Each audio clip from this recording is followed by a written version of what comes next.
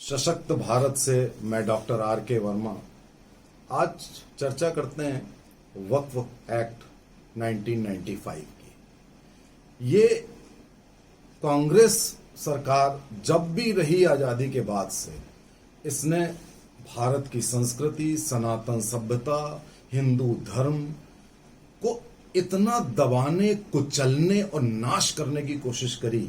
उसी कड़ी में ये वक्फ एक्ट 1995 है। आपको क्या मालूम है कि वक्फ कमेटी, वक्फ एक्ट ये क्या होता है? ये मुस्लिम चाहे शिया हो चाहे सुन्नी हो, शिया वक्फ बोर्ड अलग होता है, सुन्नी वक्फ बोर्ड अलग होता है। ये वक्फ बोर्ड एक वक्फ का एक पैनल बन जाता है और ये किसी भी प्रॉपर्टी को अगर ये कह दें, दो लोग जाएं और कह दें कि ये प्रॉपर्टी वक्फ कमेटी की है, क्या आपको मालूम है कि आप उसको चैलेंज ही नहीं कर सकते? आप चैलेंज करेंगे तो कहां करेंगे? आप वक्फ ट्रिब्यूनल में करेंगे, जहां पे एक मौलाना दाढ़ी वाला बैठा होगा। वो कह देगा नहीं साहब, जो कमेटी ने डिसाइड कर दिया, आप जिस मकान में अपने रह रहे हो, जिस प्लॉट में रह रहे हो, वहां दो लोग आए और कहते हैं ये वक्फ की प्रॉपर्टी है, आप कुछ नहीं कर सकते। ये किया है कांग्रेस ने, और 1995 में ही नहीं, 2013 में उसको और सशक्त कर दिया और पावरफुल कर दिया। 14 में इलेक्शन था इसलिए। तो ये जो मुस्लिम तुष्टीकरण के कारण, और उनको ये नहीं मालूम था कि आप ऐसा करके इस देश का कितना नुकसान कर रहे हैं। सत्ता आपको मिल जाएगी लेकिन आप इस्लामिक राष्ट्र बना दोगे, उसके बाद आपको भी लात मार के निकाल दिया जाएगा। लेकिन ऐसा कुछ नहीं सोचा गया और इस तरीके के एक्ट्स बनाए गए। अब ये जो वक्फ एक्ट होता है, इसमें जो प्रॉपर्टी होती है उसका मालिक कौन होता है? आपको मालूम है कौन होता है? उसका मालिक होता है अल्लाह। वैसे तो गॉड जूरिस्टिक बॉडी होता है। जूरिस्टिक बॉडी का मतलब होता है कि मुकदमे होते हैं तो उसमें भगवान या गॉड को एक पार्टी बनाया जा सकता है, लेकिन संविधान में अल्लाह को जूरिस्टिक बॉडी बनाने का प्रावधान नहीं है। उसके बावजूद ये जो सारी वक्फ प्रॉपर्टी है, इसका जो पार्टी है वो अल्लाह है और उनको जूरिस्टिक बॉडी का दर्जा दे दिया गया, जबकि ये प्रावधान नहीं था और इसको किसी भी तरीके से एक्वायर किया जा सकता है। अब मैं आपको बताऊं कि इससे नुकसान क्या क्या हुए। बाकी तो नुकसान हो ही रहे हैं। अभी तमिलनाडु में एक पूरे गांव को वक्फ बोर्ड ने कह दिया कि साहब ये प्रॉपर्टी वक्फ की होगी। अब एक ये जगह है थिरुचंदराई, इस विलेज में, और वहां पर एक मनंडियावली मंदिर है।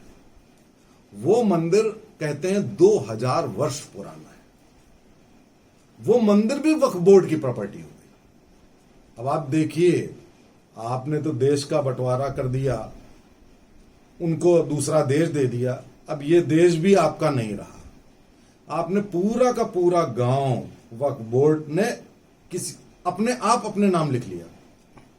वो तब पता चला जब एक आदमी को अपनी जमीन बेचनी थी, तो ये पता लगा कि ये तो पूरा गांव वक्फ बोर्ड का हो गया। अब आप देखिए कि ऐसे जाने कितनी जगह हैं, कितने मामले हैं जिसमें जो वक्फ बोर्ड कह देगा वो फाइनल है।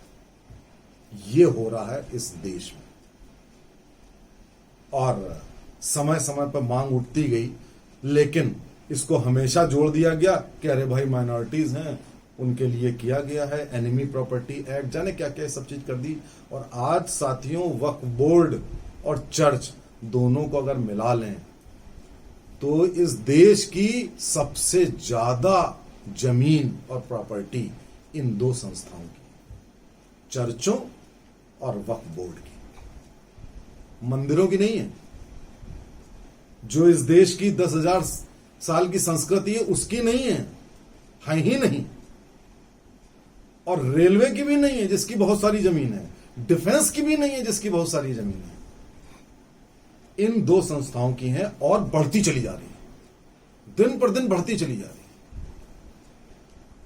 अब लोगों को ठीक से कानून का ज्ञान तो होता नहीं है, और जब काम हो जाता है तो उसको सीधे सीधे कोर्ट तो कह देगा भाई साहब ये प्रावधान है, कोर्ट कुछ कर नहीं सकता, कोई कुछ कर नहीं सकता। सरकारें ज्यादातर पहले कांग्रेस की हुआ करती थी, अब राज्यों में भी इन्हीं की तुष्टिकरण वाली सरकारें हुआ करती थी, क्षेत्रीय दल सब तुष्टिकरण, वो भी कुछ नहीं करते हैं। तो जहां जहां ऐसी सरकारें हैं या केंद्र में कांग्रेस की सरकार आ जाए तो वो यही करती है कि इस पूरे देश को वो इस्लामिक मुल्क बनाना चाहती है। वरना वक्फ बोर्ड या वक्फ एक्ट को बनाने के पीछे कोई उद्देश्य ही नहीं।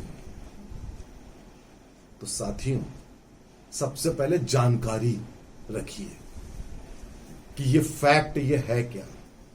2013 में और भी जो छोटी मोटी विषमताएं थी वो भी हटा दी गई वक्फ एक्ट बोर्ड से।